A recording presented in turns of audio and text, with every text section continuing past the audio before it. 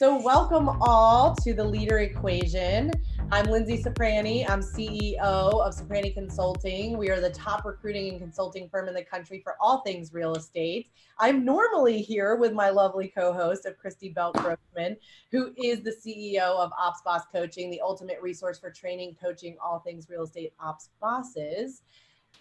But she is not going to be with us today. So it's just me, but I'm really excited because this is episode number 19, and we have Mike Ferraro, who I have been following for the last 4 years at least, and just in his career and journey, and he has done some amazing things. So I'm super excited to have him on and to talk about that.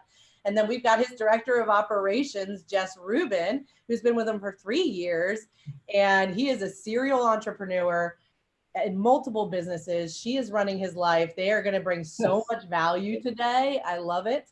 And so, hey, really quickly, if you guys could just introduce yourself, how did you get into real estate really quickly? And what did that look like? And then we'll pop through the quick fire questions. I'll start only because it goes like that. Like it starts with me and then we get into Jess's story. So I got into real estate, I think I want to say 2015. I was a teacher and a swim coach, and I decided I wanted to kind of make a change in my life and do what a lot of entrepreneurs and people who always think that maybe that salary position, 9 to 5, same old thing is not for them. And I made the switch over to real estate. When I made the switch over to real estate, I went with a corporate company that everybody knows. I did no business my first year, and I was still kind of had another part-time job, so I didn't burn my boats. And I learned about everything I really didn't want to do in the business and everything I shouldn't really be doing. And I spent pretty much during that time educating myself, paying for training and paying for coaches all around the country, and just immerse myself in this business and really want to create a really different kind of business model. I had these big goals and ambitions of working on this very high-end tier of real estate, even though I had no sales experience. I have no friends that have a lot of money. I had no reason to think that this was even a thing, other than watching $1 Million Listing and telling my wife maybe I could do this. So when I left that corporate kind of company and went to a more independent boutique style, that was my first really, after a year being in the business, I said I wanted to turn on turn the engine on and start this system that I created in this idea. And the luxury lifestyle agent was born, where I just called myself the luxury lifestyle agent, even though I had no listings. My first sale was Miss America's property for over $1 million. And then it just kind of snowballed. And after about doing that for about 6 months in this system, I was approached by somebody who said to me, do you think that you think you can do this on your own without being part of that other kind of company? And I said, sure. And we partnered up, and I was given this immense amount of freedom that I always really wanted, that a lot of entrepreneurs dream of, to have your own space, your own business model, and being an independent contractor, have a power of attorney in your own space. And that's really where it took off. And right about that time is when I made my first real hire, and I hired somebody who, looking back on it, was not the person that I should have hired. And this is what first I was looking for a transaction coordinator, because at the time I was doing 8 deals a month where I was trying to do my own paperwork. And just looking back on that now, I'm probably thinking like that impossible, that there's no way I could do paperwork, because I'm not that kind of guy. And it was actually a blessing in disguise, because even though that hire did not work out,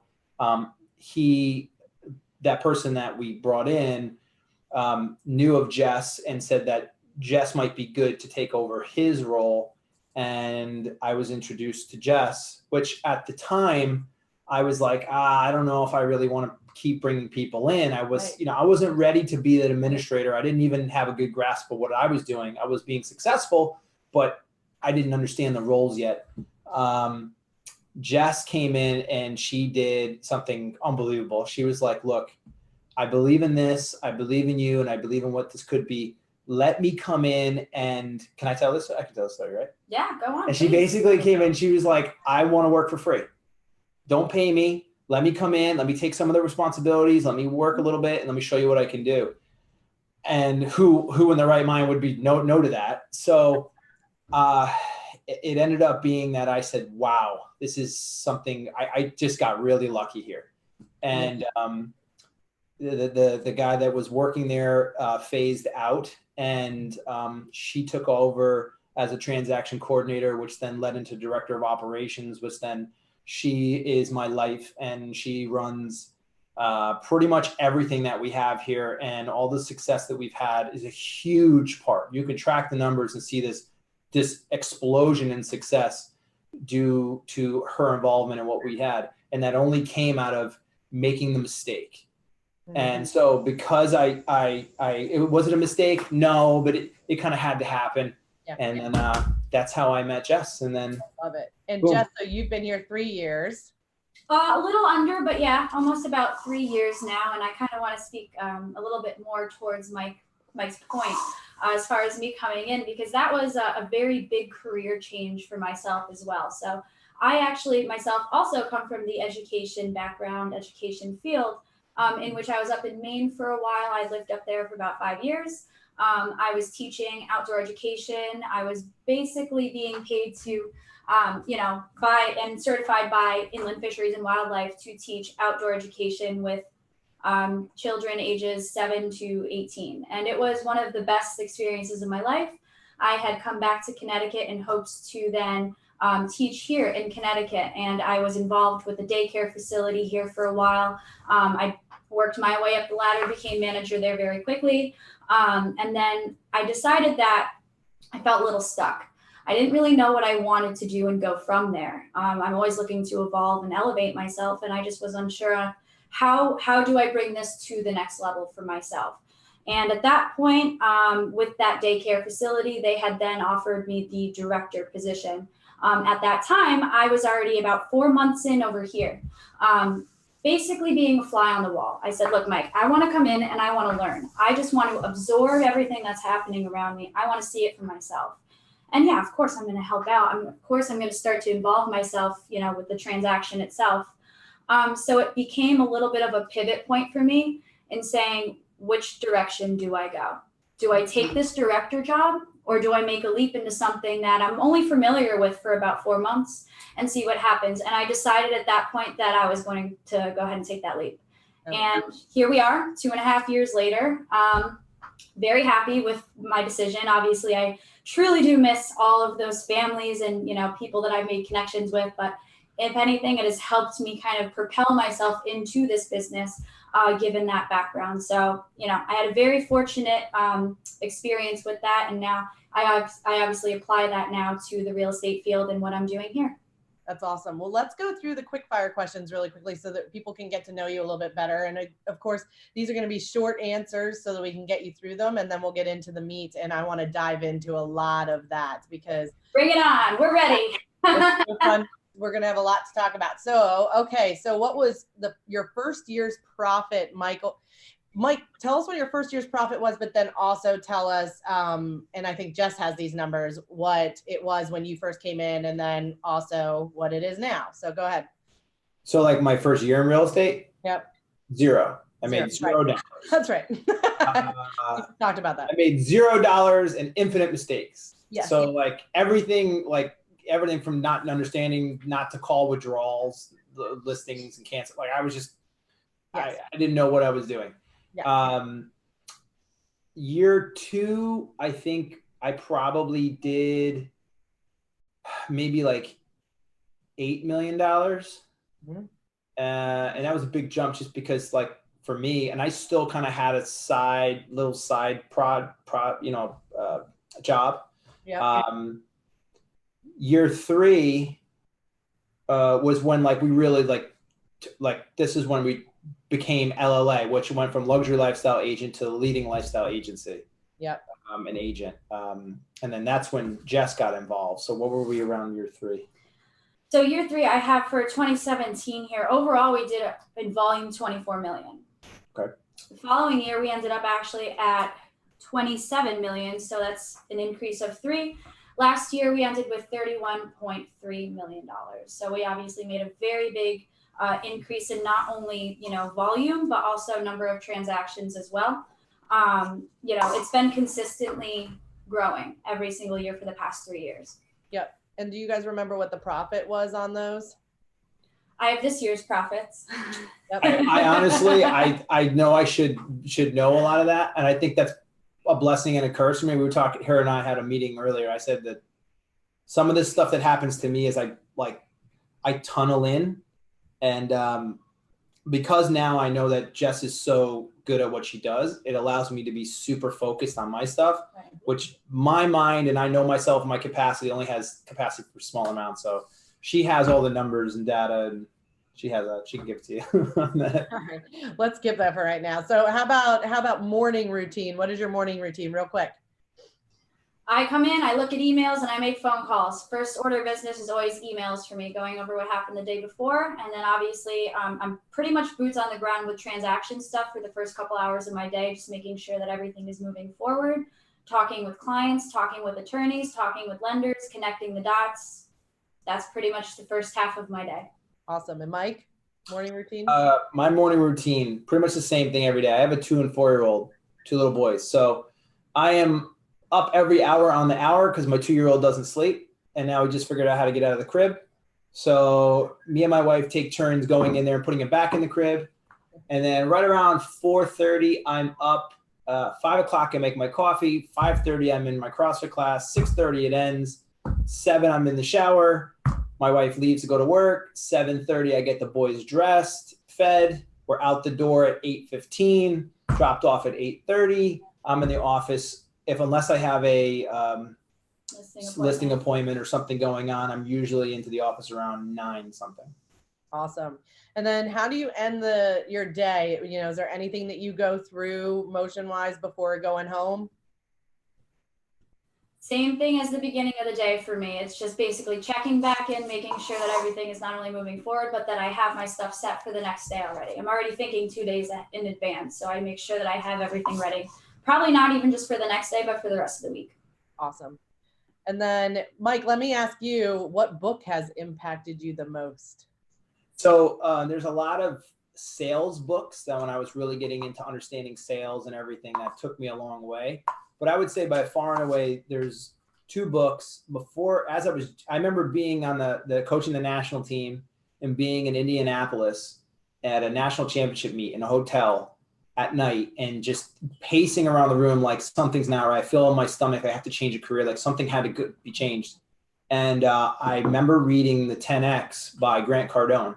And that was the first time I ever read or did any personal development or anything like that. And it was like, oh, okay. Yeah, this is like one of those things that they talk about that big shifts in your life.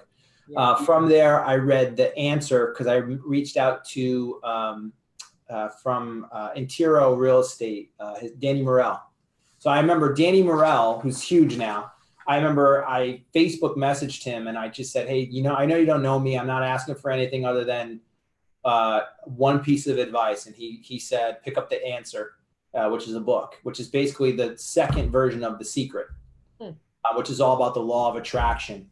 Yeah. So those 2 books, I would say right there, were if you are borderline where you feel like something is not right and you feel like I need to make a shift in my life, those are 2 books that very well probably need to be. I mean, there's Think and Grow Rich, there's everything, but I would say those books, for me, that's what it was. Yes, I love that. Those are different ones than we hear often, so I love that. Jess, how about you? Book that impacted you most? Obviously, as you guys know, I kind of just dove headfirst right into the real estate world. So with that being said, I also immersed myself with any sort of podcasts, books, articles, anything that really had to do with real estate. A couple that stuck with me in particular was the $1 Million Real Estate Team.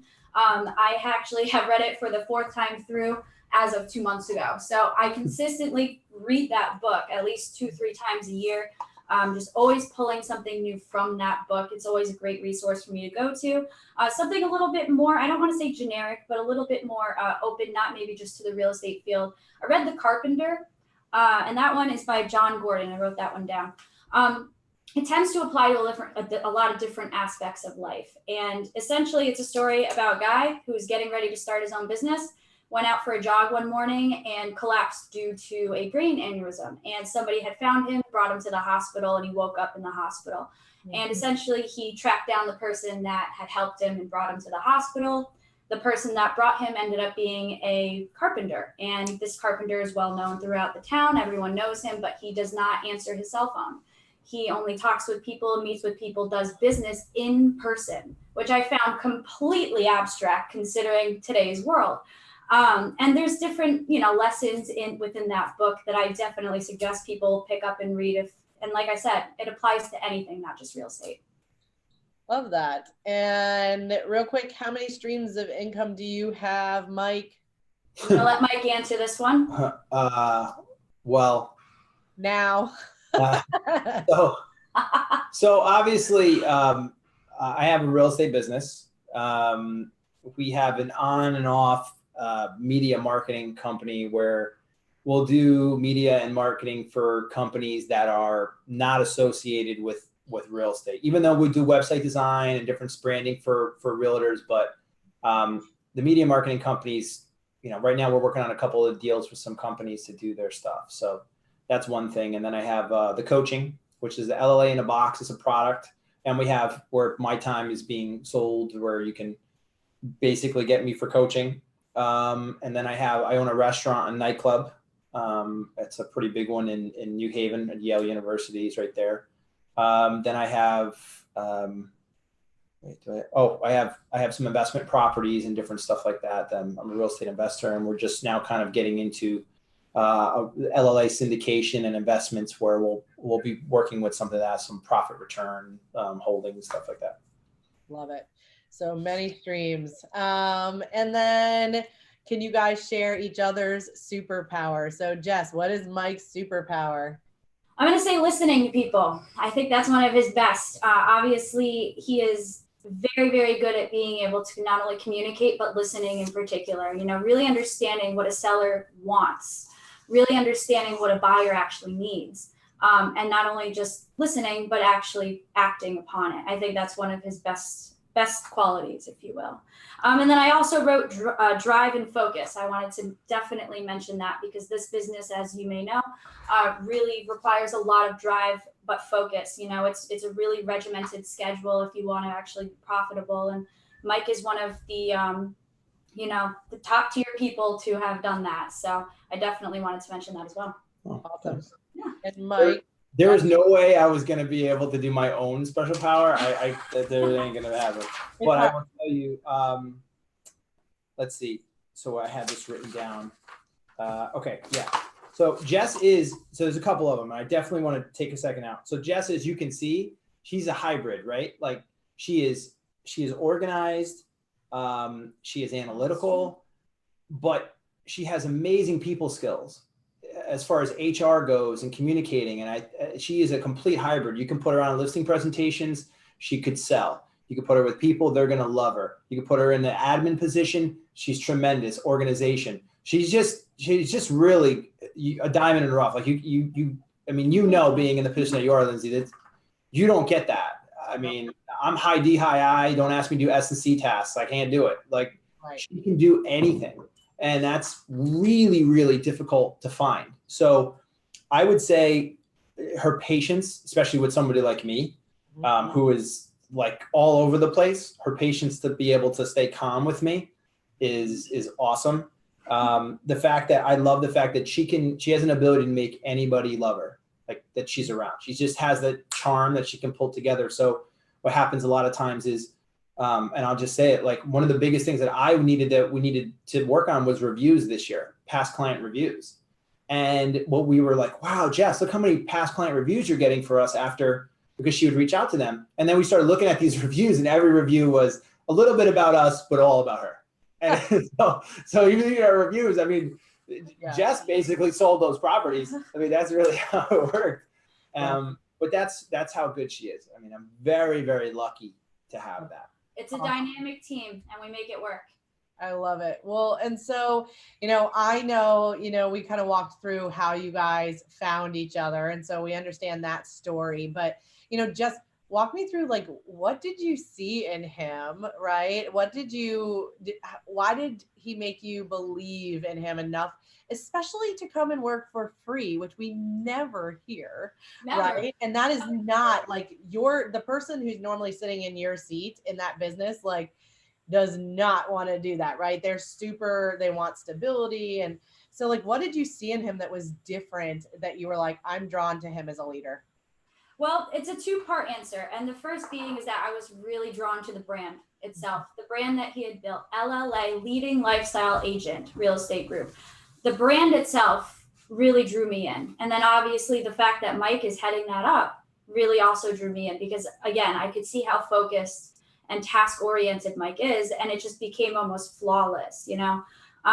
The reason really that I did come and work for free is because I was also pairing what I was learning here while I was in real estate school getting my license. So I'm a licensed agent as well. But it was also to kind of put two and two together, take the real world application, real world examples, and apply them to the classroom and what I'm learning. And I tend to be both auditory and visual learner. So it would really kind of help me not only understand, but apply that situation to potential situations that would happen in the future. Now, getting back towards why I was specifically drawn here as opposed to any sort of big brokerage or any other brokerage, could be boutique, could be a big, brokerage. Again, it was the brand and the fact that Mike is leading the team. And I saw the numbers, I see the core values, I see what we're looking to do, not only just in this area, but in Connecticut in general. And it really kind of attracted me to that, being not only the leading lifestyle agent for buyers or sellers, but being that leading lifestyle agent of your own life.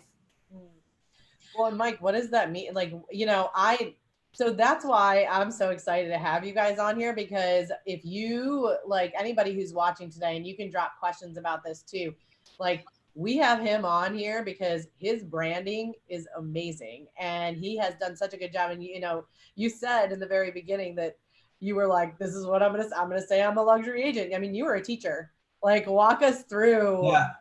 What? That was crazy. Looking back on it, that was, I mean, here's like, I had a weird combination when I started of having this, like, it's going to be very weird when I say this, but I had super high expectations of myself with zero expectations from everybody else. So I just expected that because I put this world on my shoulder and I was going to do this and I was going to grind, that I expect myself to work 100,000% and grow this brand.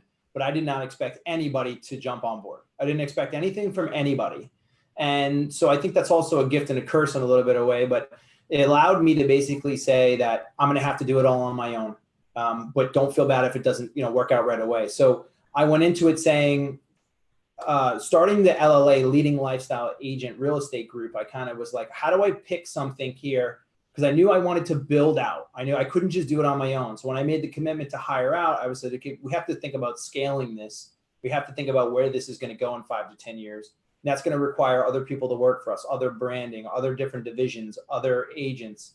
And I looked at the reverse and said, okay, we have to be able to go to the highest high end and be able to go list an $8.7 million property and walk in and have everything that we can compete against Compass. We can compete against Sotheby's, Houlihan Lawrence, Douglas Elliman. I want to go head to head with all those guys, but I also want to be able to sell the $200,000 house around the corner.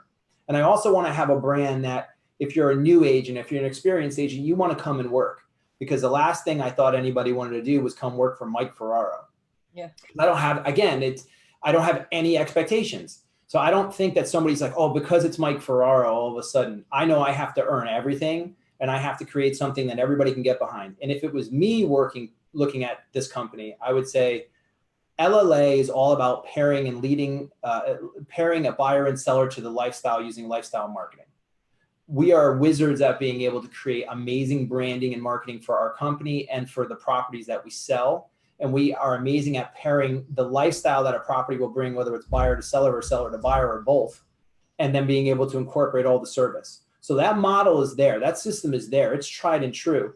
But I can get other people and agents to come on board and believe in this because it's not Mike Ferraro show.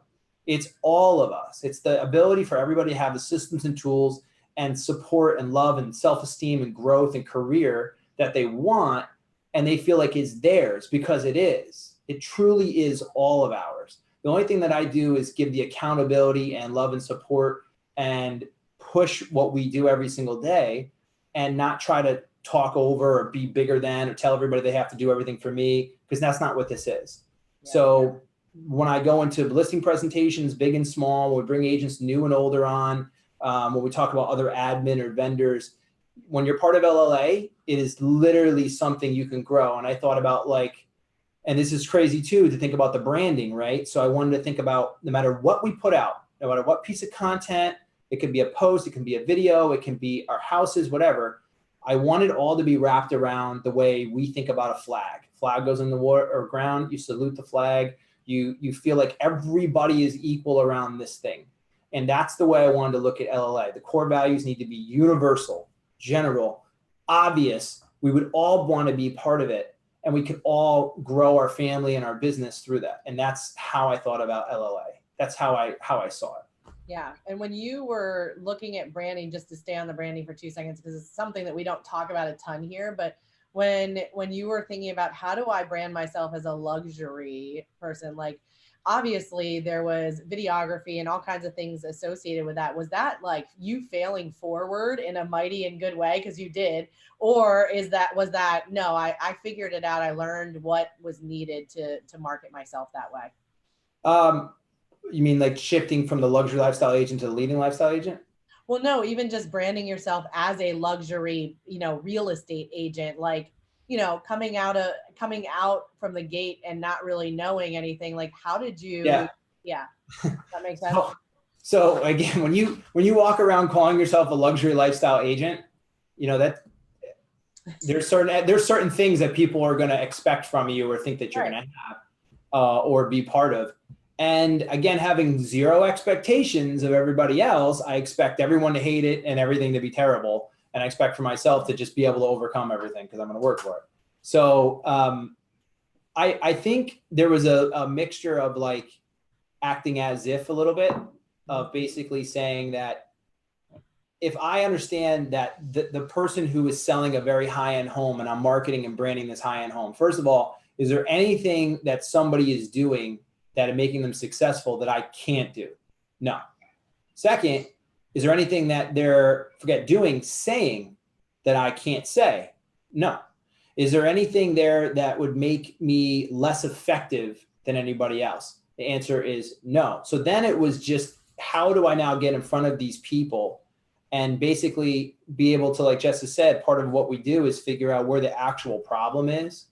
And we have the ability to solve the problem. And I keep using an analogy because it's so true. If you had a problem that was pretty serious to you and your family, at the end of the day, the person who is going to be able to solve the problem the best is who you're going to choose, irregardless of a lot of other things. Like if I ever had surgery that needed to be done, I might not like the doctor, but if that's who I had to go to, that's who I go to.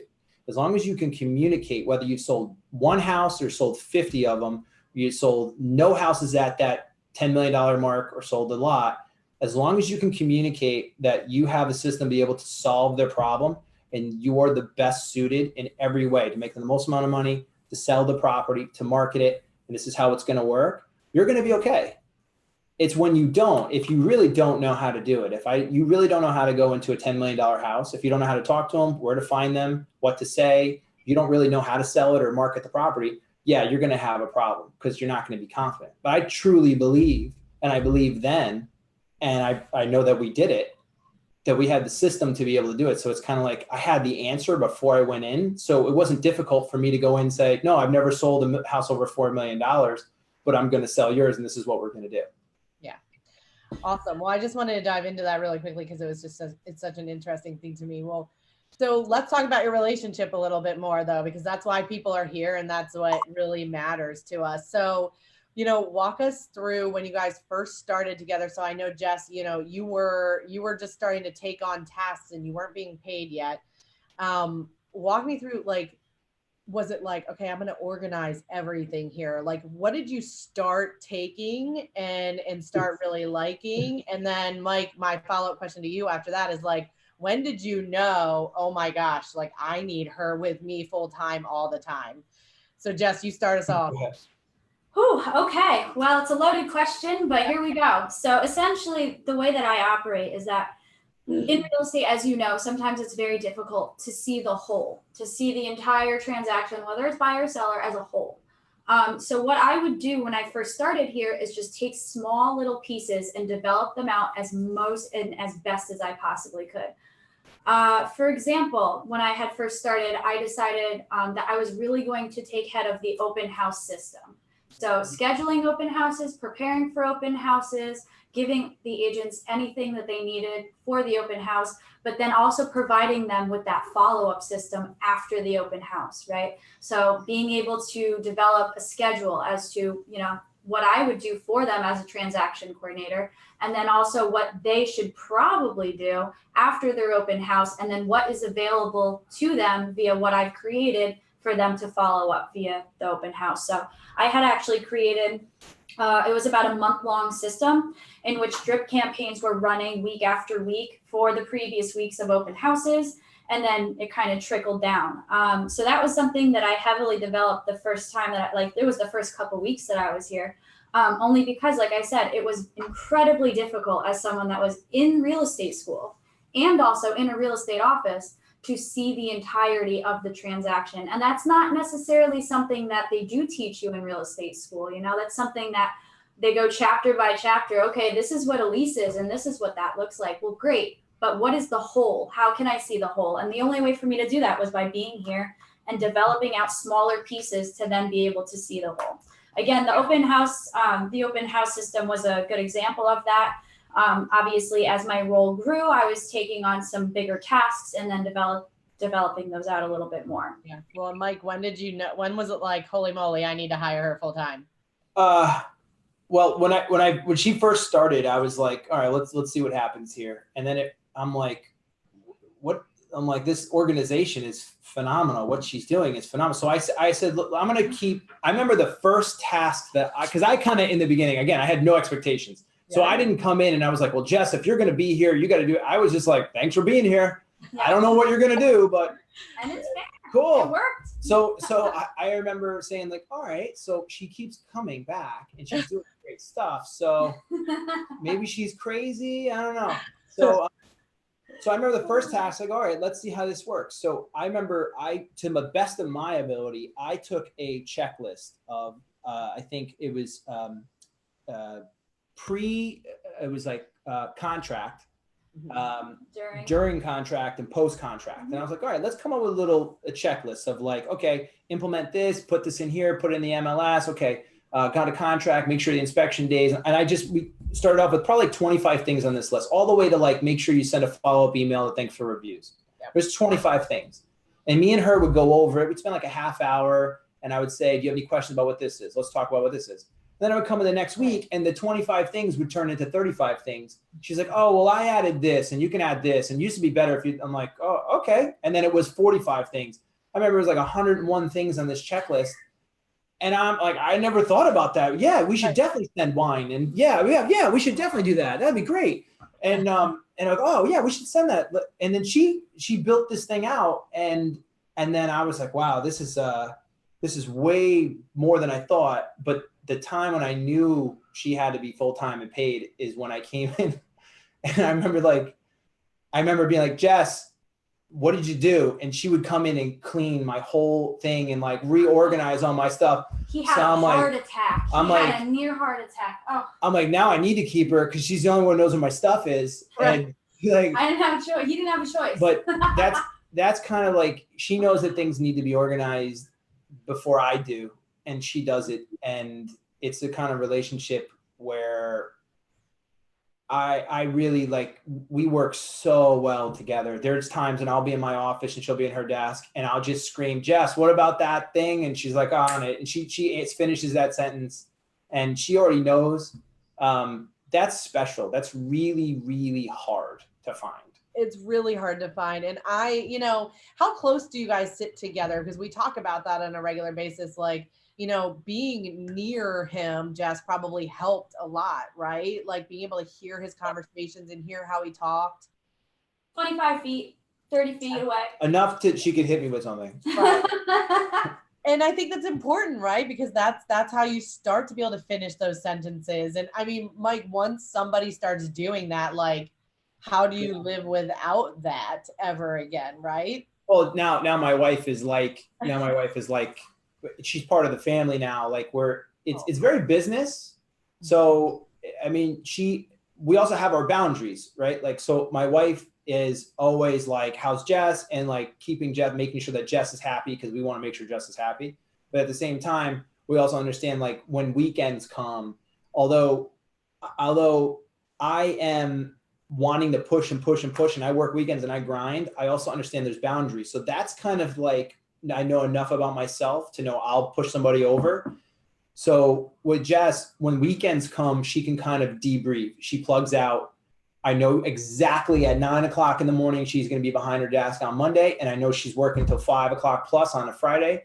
And I know that those are her tasks. And I also know where to ask her to do stuff and where not to, because she would take on a million tasks, but I also have to know that I will burn her out. So that's a really good thing, because whenever Christy and I do these, we talk to people like you guys, especially in the beginning, the agent is just blasting them like all night, all weekend, because that's, they're still working all the time, right? There's no boundary for them.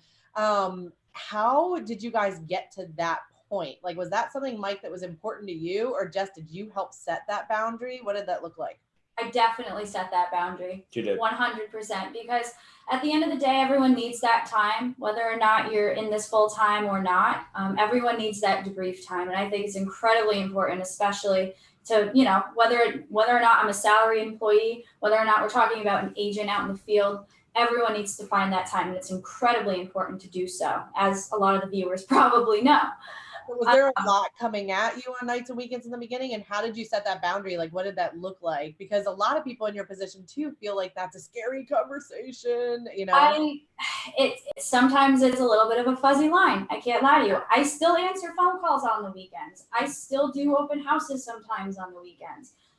I'm still working for the most part on the weekends, right. But if an agent calls my phone and it goes to voicemail, they know that I'm going to get back to them. It's not a question of, okay, she's gone for the weekend, I won't hear from her until Monday morning. I understand that things happen in real time, and that's how real estate works.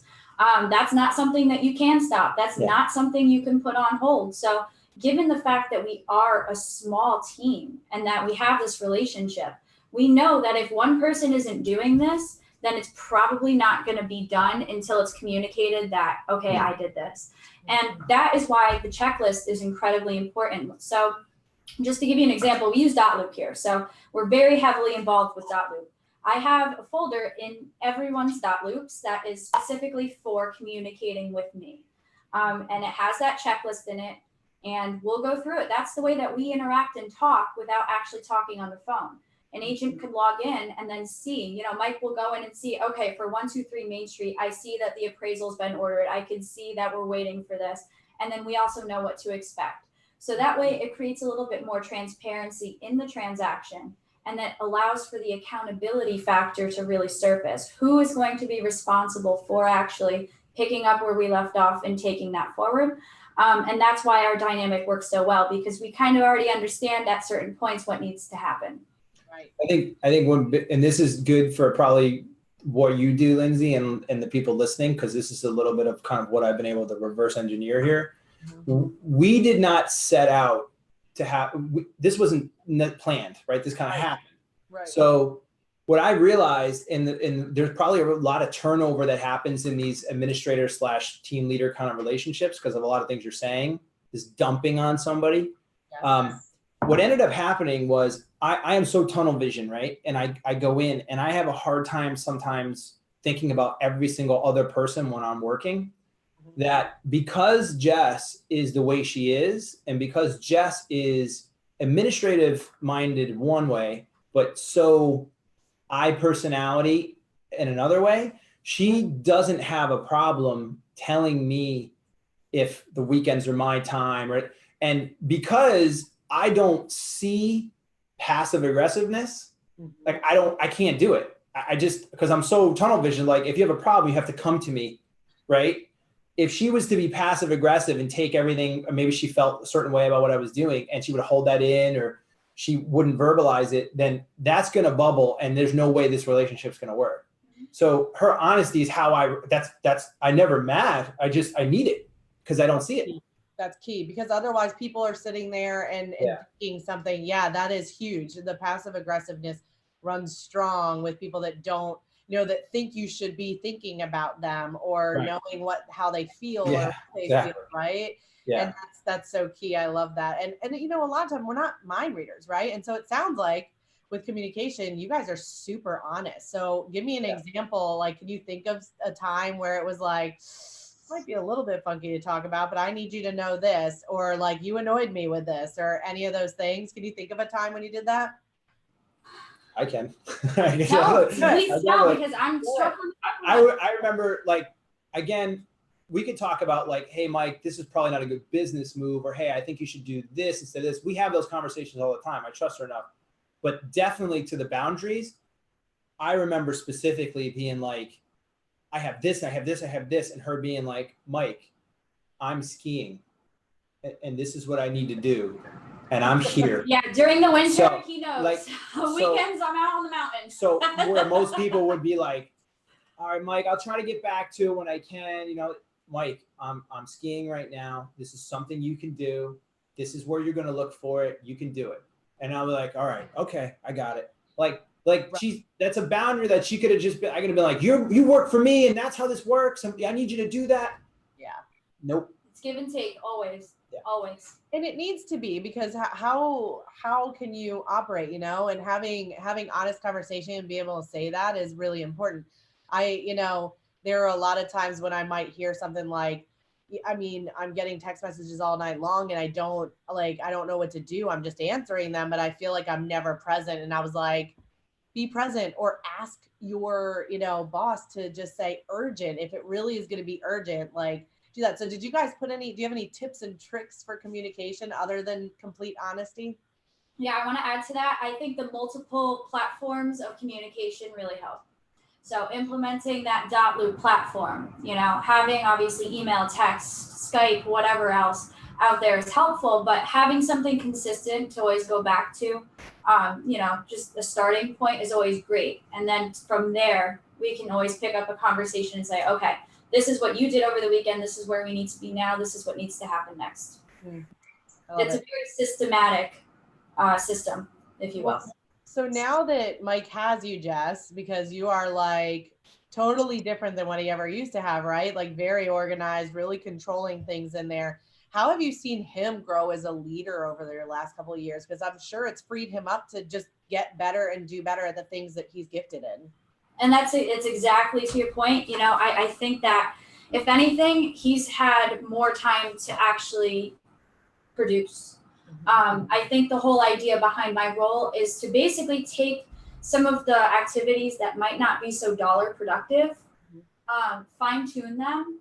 And because everyone already knows, like our clients, about this relationship, they're entrusting in me to do those things, and they know to actually look for those things. So that actually frees up Mike to be able to do more things that might actually grow his business. And like we had mentioned here at the beginning, it's really in the numbers, and the numbers speak for themselves, and that he's able to create more business because of the leveraging off of certain tasks and also automating certain things. So I'll be completely honest with you. We really don't automate a whole lot of things. Every single email, every single text, every single card that goes out, it is handwritten, it is hand done, it is texting by everything. We don't do anything automated. And I know that sounds a little crazy. You're like, Jess, how do you get anything done? When do you have free time to breathe? It's systematic. As long as I know what needs to happen next, and then also what to expect back, it's very easy. It's streamlined. Yeah. So at that point, Mike's been able to really kind of step up as far as his sales. We had mentioned 31.3 just last year alone. It's impressive stuff. That's 4 million than the year before. Yep. That's very good. Well, and Mike, how have you seen her grow from, day one through now? Like, what have you seen?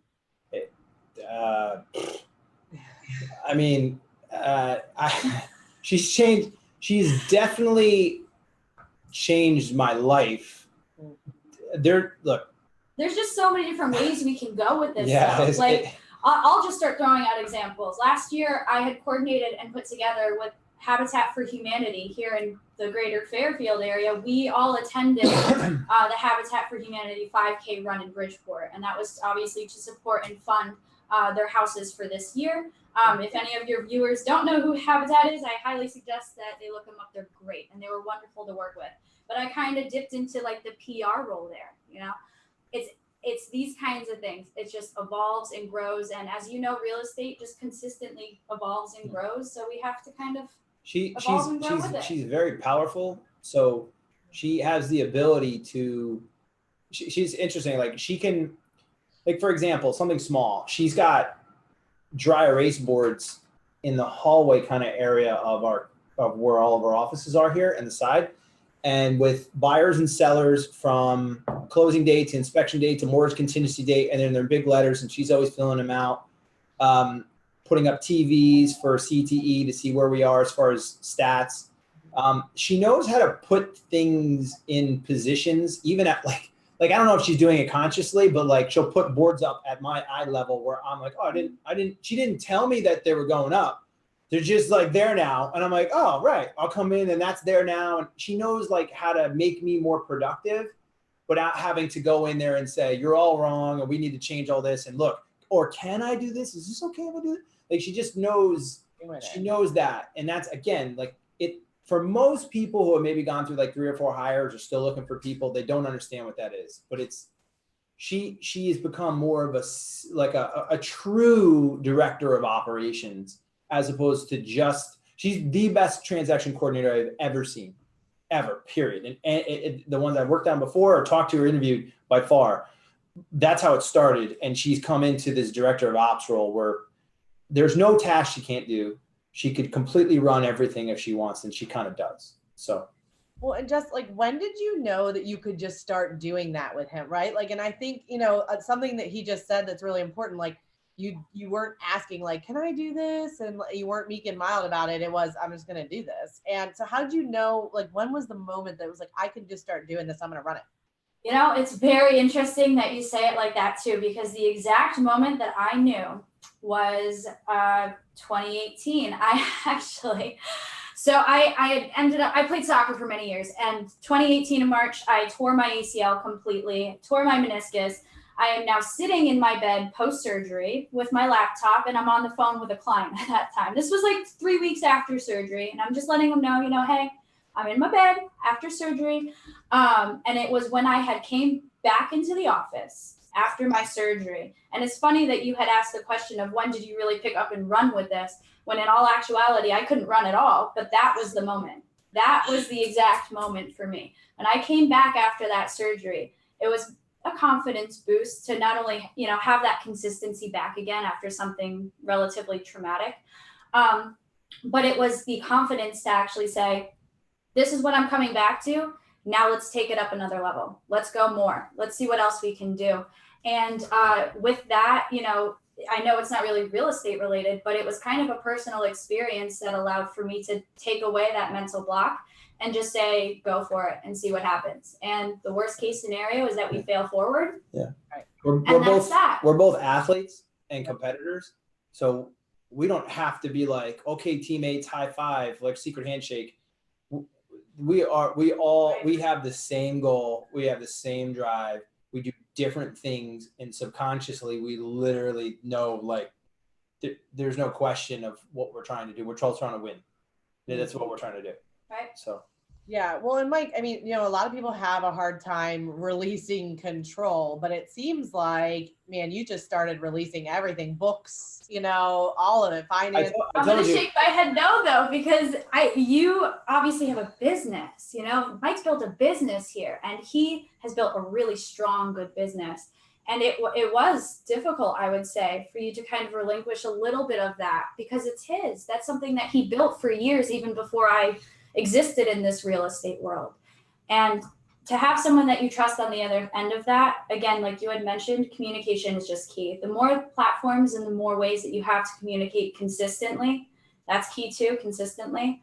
the easier it is to make that transition. And again, that transition, I think, eventually needed to happen so that Mike could not only focus on building his brand and his business, but himself as well and growing his sales. Yeah, I had all the expectations of myself, and it was almost a little uncomfortable to have somebody take over stuff because I kind of felt like, well, I don't have any expectation of you. I would just expect this not to work.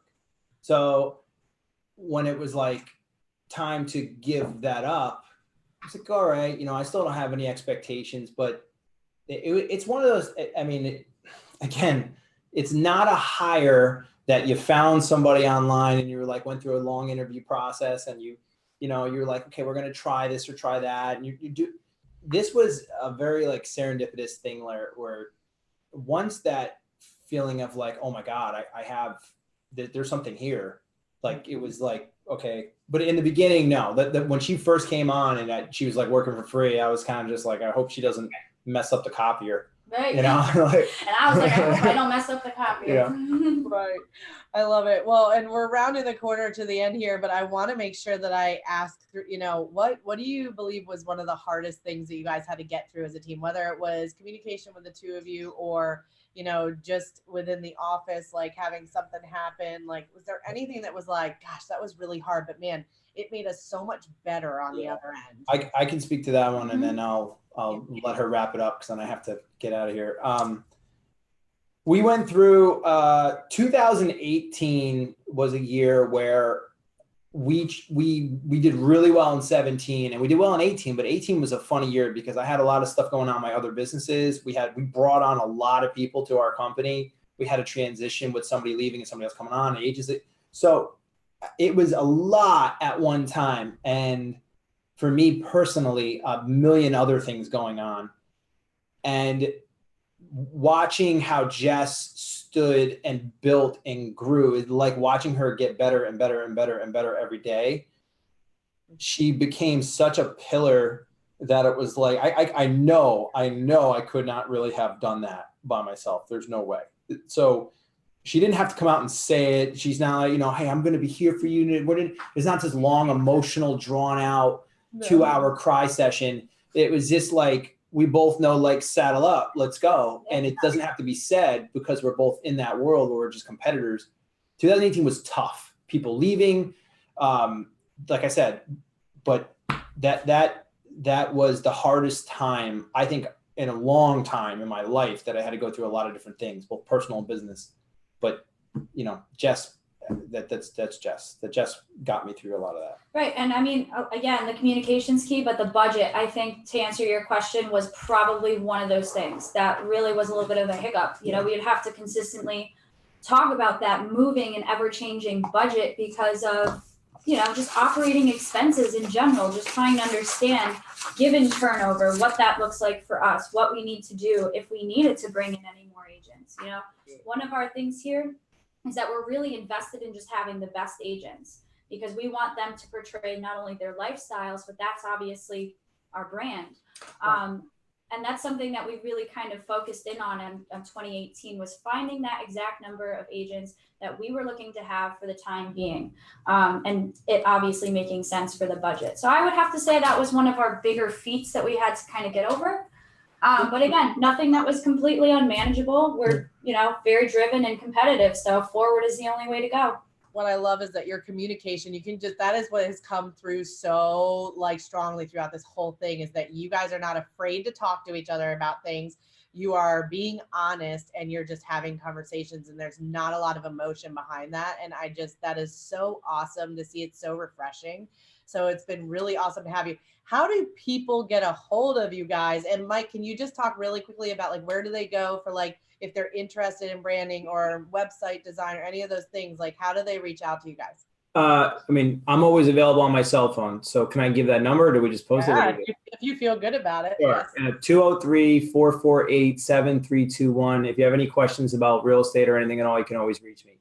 LLArealestate.com is the website for our real estate company. LLAcreates.com is the real estate for our media marketing company. LLA in a box is kind of the product and coaching platform.